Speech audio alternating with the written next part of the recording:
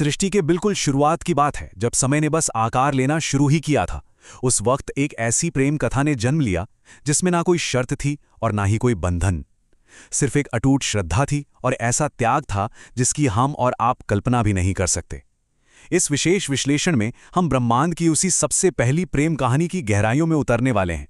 एक तरफ बिना किसी स्वार्थ का पूरा समर्पण है और दूसरी तरफ एक ऐसा विनाशकारी अहंकार जिसने सचमुच पूरे ब्रह्मांड की नींव को हिलाकर रख दिया था। चलिए शुरू करते हैं। यहाँ ना एक बहुत ही गहरा सवाल उठता है। जरा सोचिए, क्या एक पिता का अहंकार और उसका रुतबा इतना बड़ा हो सकता है कि वो इस पूरे ब्रह्मांड के सबसे बड़े विनाश का कारण बन जाए? इस पूरी कथा के केंद्र में बिल्कुल यही बात है। हम एक ऐसे प्राचीन टकराव को समझने जा रहे हैं जो इतना भयंकर था कि उसने सृष्टि के पूरे संतुलन को ही छिन्न भिन्न कर दिया। अब इस कहानी को समझने के लिए इसके मुख्य किरदारों को जानना बहुत जरूरी है। एक तरफ है दक्ष प्रजापति, जो ब्रह्मा जी के मानस पुत्र हैं। दक्ष बहुत बुद्धिमान तो थे, लेकिन उन्हें अपनी शक्ति, अपनी सत्ता और अपने ऊंचे कुल का होने का एक बहुत बड़ा अभिमान था। और दूसरी तरफ है उनकी पुत्री सती। सती कोई साधारण कन्या नहीं थीं, बल्कि वो स्वयं आदिशक्ति का अवतार थीं। और बिल्कुल यहीं से ना एक अत्यंत शक्तिशाली वैचारिक तूफान की शुरुआत हो जाती है।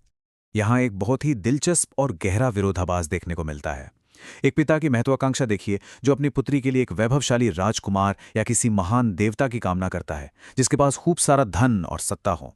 और दूसरी तरफ सती हैं, जिनका हृदय वहां जुड़ चुका था जहां इन भौतिक चीजों का कोई मोल ही नहीं था। सती ने उन्हें चुना जो शमशान के वासी हैं, जो शरीर पर भस्म रमाते हैं और परम वैरागी हैं, यानी भगवान शिव। एक पिता की उस भौतिकवादी सोच और एक पुत्री के आध्यात्मिक समर्पण का यह सबसे बड़ा टकराव था।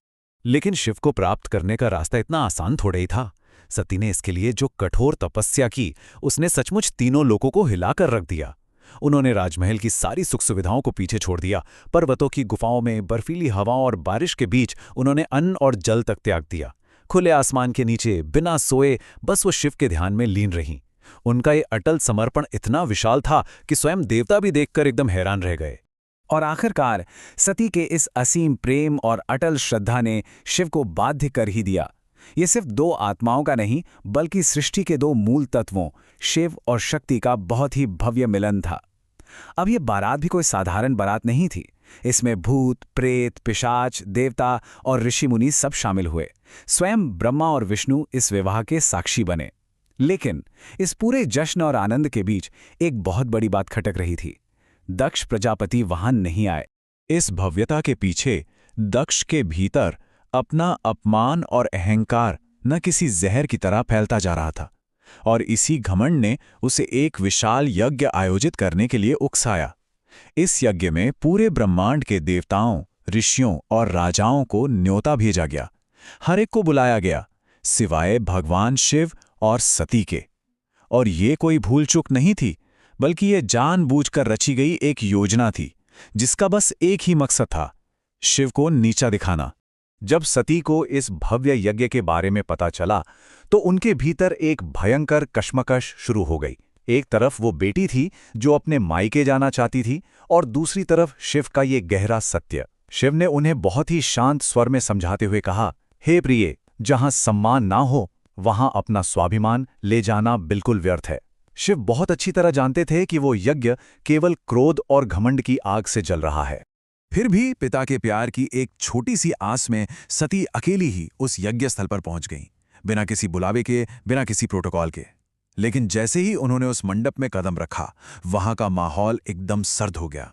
सती की उम्मीदें तब चकनाचूर हो गईं जब उनके स्वागत में किसी ने एक शब्द भी नहीं कहा। सिर्फ एक डरावना सन्नाटा और ठंडी नजरें उन्हें घूर रही थीं। देवताओं की आंखों में असहायता थी, और सती को यह एहसास हो गया कि उनके पिता की क्रूरता की कोई सीमा ही नहीं है। और फिर वो पल आया जिसने सृष्टि के पतन की नींव रख दी। दक्ष ने उस भरी सभा में अत्यंत कड़वाहट और नफरत के साथ कहा, जिस दिन तूने उस नग्न, भस्म रमाए, शमशान में घूमने वाले अवघड़ को अपना पति चुना था ना, उसी दिन तू मेरी पुत्री नहीं रही। ये शब्द कोई मामूली अपमान नहीं थे, ये सीधे ब्रह्मांड के आधार पर चलाए गए जहरीले बाण थे। पिता के इन जहरीले शब्दों ने एक उम्मीद से भरी बेटी को परम सत्य की रक्षा करने वाली एक धधकती ज्वाला में बदल दिया। सती की आंखों में अब आंसू बिल्कुल नहीं थे, बल्कि एक तेज था। उन्होंने पूरी सभा को ललकारते हुए कहा, जिसे तुम अवघड़ कहते हो वही काल का भी काल है। जिसे तुम शमशानवासी कहकर हंस रहे हो वही तो मृत्यु से परे है। सती का ये जवाब इतना प्रचंड था कि वहां बैठे सभी देवताओं को अपने सिर झुकाने पड़ गए। अब स्थिति पूरी तरह से हाथ से निकल चुकी थी। वहां मौजूद देवताओं में घबराहट और पैनिक फैल गया, क्योंकि उन्हें समझ आ गया था कि कुछ बहुत ही भयंकर होने वाला है। सती का हृदय पूरी तरह टूट चुका था। उन्होंने उसी पल घोषणा कर दी कि जिस शरीर ने उनके महादेव का ये घोर अपमान सुना है, वो शरीर अब इस संसार के योग्य रहा ही नहीं। यहां बस एक पल के लिए रुकते हैं और इस बात की गहराई को समझते हैं।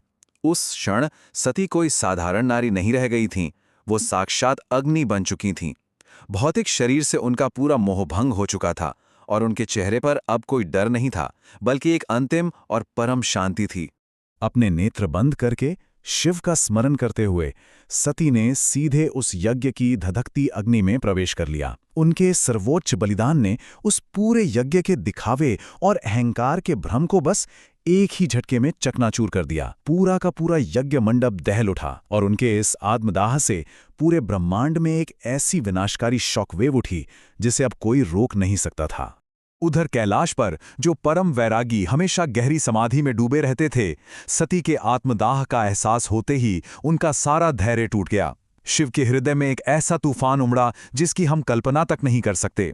उनकी आंखों में गहरी वेदना थी और आत्मा में प्रलय की आग। उन्होंने परम क्रोध में अपनी जटाएं उखाड़कर पूरी शक्ति से पृथ्वी पर पटक दी। पृथ्वी फट गई और उस परम क्रोध से जन्म हुआ एक अत्यंत भयंकर शक्ति का वीरभद्र। चलिए देखते हैं कि इस क्रोध ने कैसे तबाही मचाई। वीरभद्र कोई साधारण योद्धा नहीं था, बल्कि शिव के विकराल रूप का साक्षात अंश था। उसकी राह में जो भी आया भस्म हो गया। उसने यज्ञ की वेदी को तहस नहस कर दिया, वेद पाठ करने वाले ब्राह्मणों को वहां से खदेड़ दिया और अंततः उस अभिमानी दक्ष के सामने पहुंचकर एक ही झटके में उसका सिर धड़ से अलग कर दिया। दक्ष के अहंकार का अंत आखिरकार उसी यज्ञ की राख में मिल गया। परंतु इतना बड़ा प्रतिशोध लेने के बाद भी महादेव का शोक शांत नहीं हुआ। शिव ने सती के उस निर्जीव शरीर को अपनी बाहों में उठा लिया। वो भगवान जो सारी दुनिया का आधार हैं, आज खुद अपनी सती के विरह में बेसुध होकर पूरे ब्रह्मांड में भटकने लगे। उनके इस भयानक विलाप से सृष्टि का संतुलन बिगड़ने लगा। ऐसा लगने लगा मानो अस्तित्व का ताना बाना ही हमेशा के लिए उधड़ जाएगा। जब पूरे ब्रह्मांड के विनाश का संकट सामने आ खड़ा हुआ, तब सृष्टि को बचाने के लिए एक बहुत ही कठिन लेकिन एकदम जरूरी कदम उठाना पड़ा। भगवान विष्णु ने अपना सुदर्शन चक्र चलाया। उस चक्र ने सती के शरीर को कई हिस्सों में विभाजित कर दिया, ताकि शिव का वो अनंत शोक टूट सके और उन्हें उस गहरे आत्मविनाशकारी विलाप से बाहर निकाला जा सके। और पता है, इस अपार दुख और विनाश से एक अद्भुत नई शुरुआत हुई।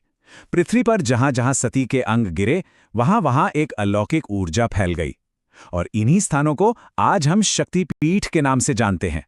ये केवल साधारण स्थान नहीं है, बल्कि देवी के उग्र और करुणामय रूपों के बहुत ही शक्तिशाली और जागृत केंद्र बन गए। ये सारे नाम हम सबने सुने हैं: कामाख्या, वैष्णो देवी, ज्वाला, हिंगलाज और तारापीठ। ये आज के युग के वे प्रमुख तीर्थ स्थल हैं जो लाखों लोगों की आस्था का केंद्र हैं। लेकिन वास्तव में ये इसी प्राचीन, रक्तरंजित और हृदय विदारक प्रेम कथा के सीधे भौतिक प्रमाण हैं। ये उसी अमर प्रेम की गवाही दे रहे हैं जो सदियों से आज तक हमारे विश्वास का हिस्सा बने हुए हैं। सती के शरीर के अंगों के विलीन होने के बाद वो परम वैरागी शिव अंततः अपने हिमालय लौट आए और वर्षों तक वे एक चट्टान की भांति समाधि में डूब गए। कोई शब्द नहीं, कोई हलचल नहीं, बस सती की स्मृति और एक अनंत मौन। काल के चक्र के फिर से घूमने का इंतजार करते हुए शिव ने स्वयं को पूरी तरह से ब्रह्मांड से अलग कर लिया। लेकिन कुछ कहानियां ना समय की सीमाओं से परे होती हैं। ये सब हमें सोचने पर मजबूर करता है कि अगर अग्नि ने ब्रह्मांडीय प्रेम के इस अध्याय को समाप्त किया था, तो इसी राख से वो कौन सा नया रूप जन्म लेगा जो इस अधूरी कहानी को पूरा करेगा। वो प्रेम जो आग में तपकर शुद्ध हुआ था, वो उसका अंत नहीं था, बल्कि एक नई शुरुआत की प्रतीक्षा कर रहा था। एक ऐसी शुरुआत जहां पार्वती का जन्म होगा और ये अमर प्रेम कथा एक बार फिर से आकार लेगी। और यही विचार अपने आप में एक नए युग का दरवाजा खोल देता है।